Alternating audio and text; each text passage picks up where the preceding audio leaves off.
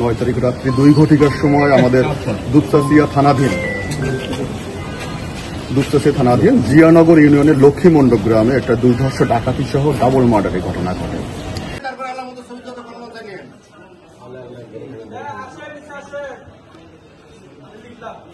এই ঘটনায় নিহত হয়েছিলেন হাজী আফতাব উদ্দিন এবং তার পুত্রবধূ রিভা।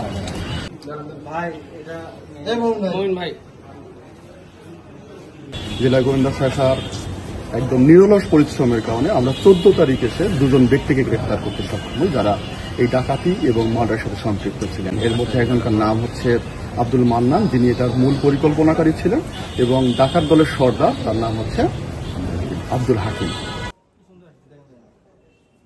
আব্দুল হাকিমের নামে অদ্যাবধি পর্যন্ত মোট 7টি মামলা রুজু হয়েছে, ডাকাতি, চুরি, জুয়া, এবং মান্নানের নামে আমরা এখন পর্যন্ত কোনো প্রকার মামলা তথ্য পাইনি, তবে তিনি মূল পরিকল্পনাকারী হিসেবে ছিলেন।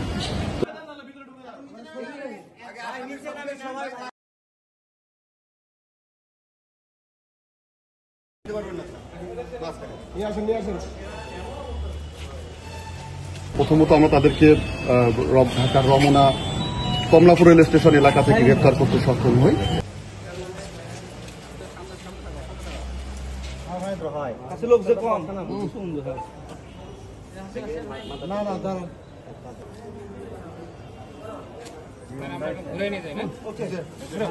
এবং তাদের নিকট থেকে আমরা একজোড়া কানের দুল স্বর্ণের, এছাড়া সিটি গোল্ডের চুরি একজোড়া এবং আংটি সিটি গোল্ডের আমরা উদ্ধার করতে সক্ষম হই। এছাড়াও 7,500 টাকা ছিল।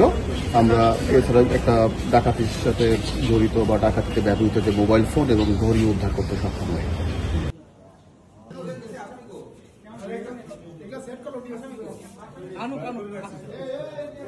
তাদের দেওয়া তথ্য মতে পরবর্তীতে আমরা 14 তারিখ রাত্রে অভিযান পরিচালনা করি এবং 15 তারিখ আজকে সকালে আমরা আরও একজন ডাকাত সদস্যকে গ্রেফতার করতে সক্ষম হই কুড়িগ্রাম থেকে।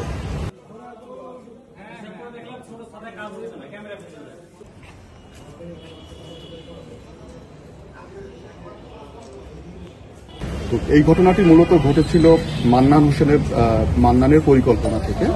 তিনি মূলত ডিসিস্ট যে আফতাব উদ্দিন ছিলেন তার সেচ পাম্পে কাজ করতেন। তো দীর্ঘদিন সেচ পাম্পে কাজ করার পর একসময় ডিসিস্ট আফতাব উদ্দিন জানতে পারেন যে তিনি মাদক সহ বিভিন্ন ধরনের অপরাধের সাথে তিনি জড়িত। এই কারণে তার সেচ পাম্প থেকে তাকে বের করে দেওয়া হয়। তখন তিনি ক্ষুব্ধ হন এবং একটা শত্রুতা পোষণ করেন। এই শত্রুতার জের ধরে তিনি পরবর্তীতে এই ডাকাত দলকে সংঘবদ্ধ করেন এবং এই নৃশংস ডাকাতি সহ হত্যাকাণ্ড সংঘটিত হয় তার এই ষড়যন্ত্রের পরিপ্রেক্ষিতে। যারা হত্যাকাণ্ডের সাথে জড়িত, তারা যেহেতু হত্যাকাণ্ড ঘটাইছে, সেহেতু আমাদের দাবি হলো যে তাদের সর্বোচ্চ পরিমাণ যে শাস্তি, অর্থাৎ মৃত্যুদণ্ড, ফাঁসি, এটা আমরা চাই। এটা কার্যকর না হওয়া পর্যন্ত আমাদের দাবি থাকবে সমস্ত প্রশাসনের কাছে এবং আপনারা যারা মিডিয়া আছেন তাদের কাছে, যাতে সর্বোচ্চ পরিমাণ শাস্তি যেটা হয় এটা যাতে কার্যকর হয়। আমি সর্বোচ্চ শাস্তি মৃত্যুদণ্ড চাই।